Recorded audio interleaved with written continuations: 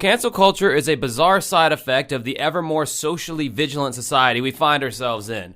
We've certainly seen the cancellation of numerous public figures such as Roseanne Barr, Michael Richards, Louis C.K., and many more. But when it comes to YouTubers, can cancel culture truly affect their careers in the long term?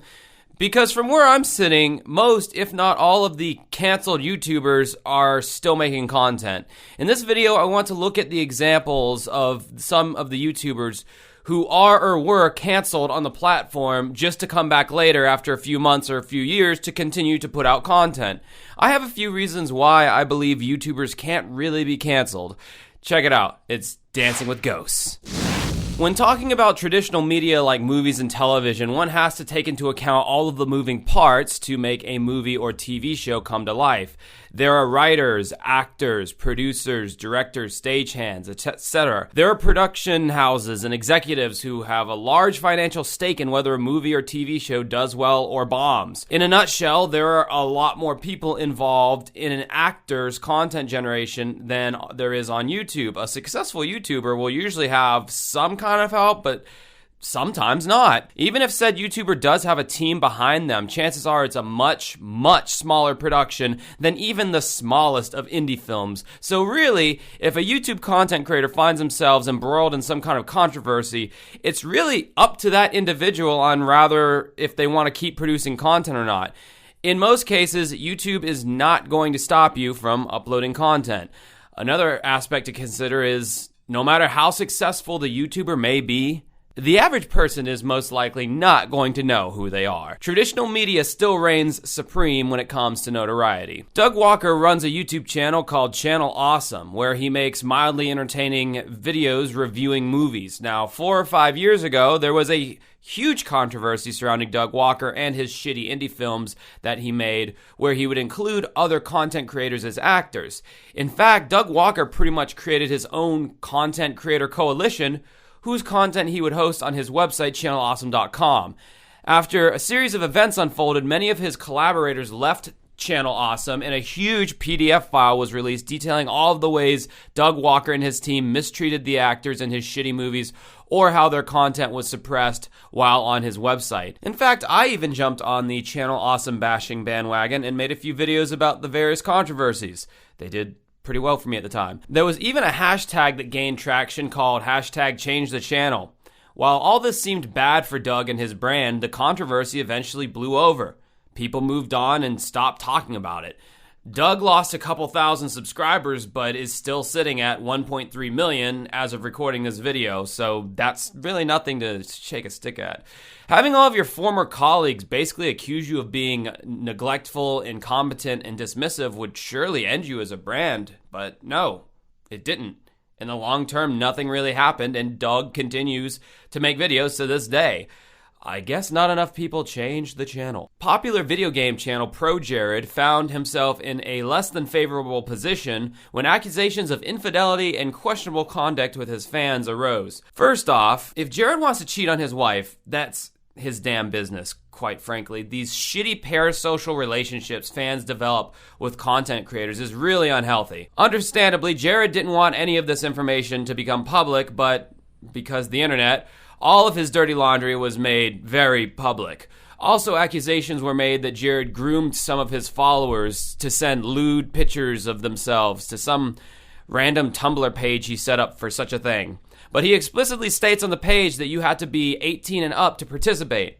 And even though I personally find that kind of creepy to do something like that, it's not illegal. It's pretty sketchy though, seeing as you have no way of knowing if these individuals sending you lewd content are truly 18 or not. There was also talk of 2 specific individuals who accused Jared of inappropriate behavior when they were underage, but then it later surfaced that they basically made the whole thing up. All of that was pretty damning for Jared at the time, and for a while, he stopped making content for, I don't know, at least 6 months or maybe longer.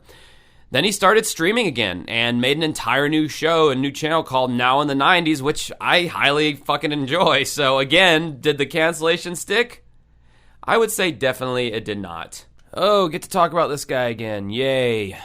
Ethan Klein's H3H3 Productions is a channel that has been semi-canceled multiple times, but it was Ethan's shitty H3 podcast that really got him into trouble with some of the things he would say. Speaking off the cuff, Ethan would make very ignorant statements about any number of topics that he had zero knowledge about. What exactly does the Catholic Church do except rape kids? Ethan was also notoriously rude to certain guests that he felt were beneath him and notoriously awkward to guests who were way more famous than he was. Ethan tried to go full tilt with his edginess by using phrases like, I love that I can just say nigger.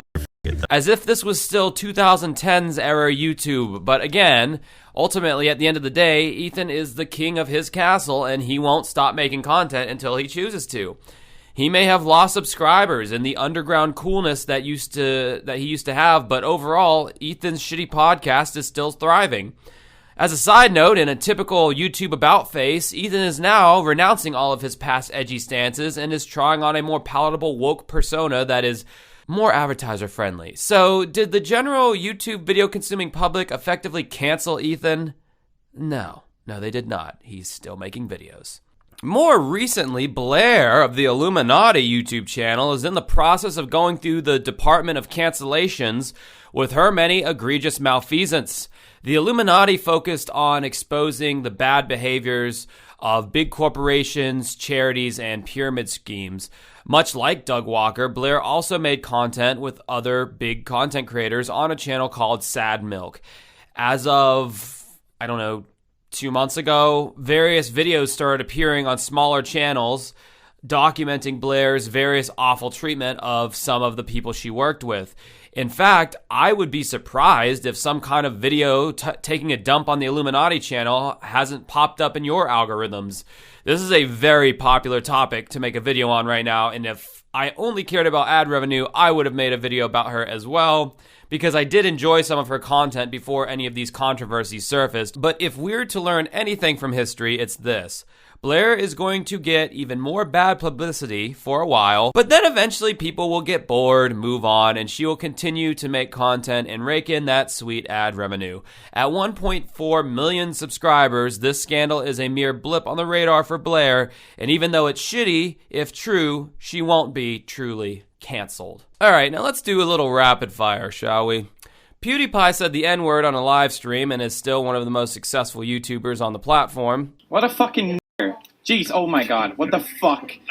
Sorry, but what the fuck? Boogie2988 was accused of being a liar and manipulator, with many videos being made about his downfall, and even though he may not be as relevant as he was before all of that, he's still making content on YouTube.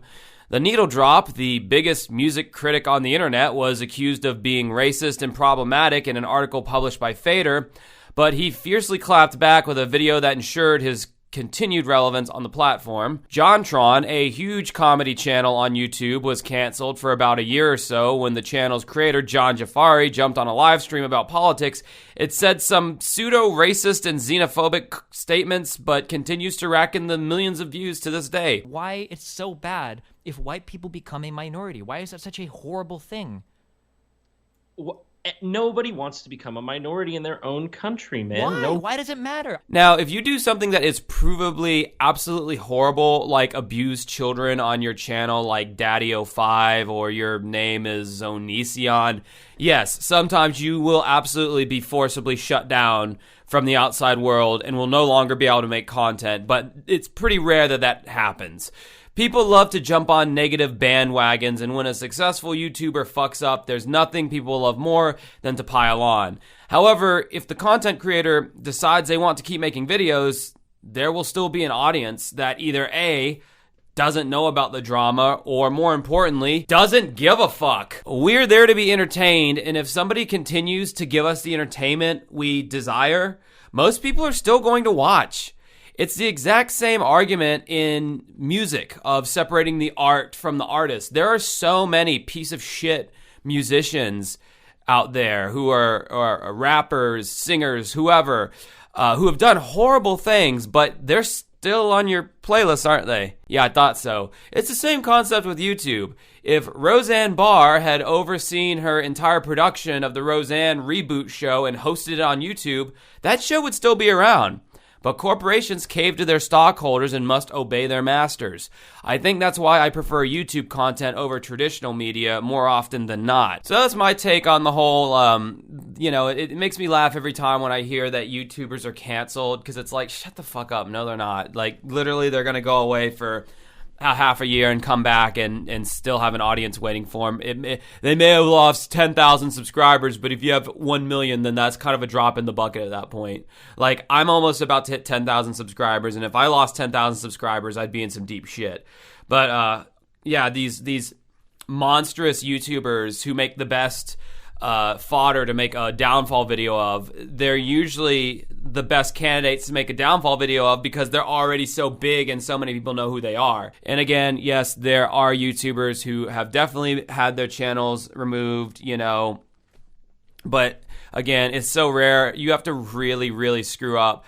You are more likely to get your channel removed for copyright takedowns than you are for producing something that's too spicy that offends people. YouTube, even though they'll demonetize you severely, they're not going to stop you from publishing the content. But let me know in the comments below what you think.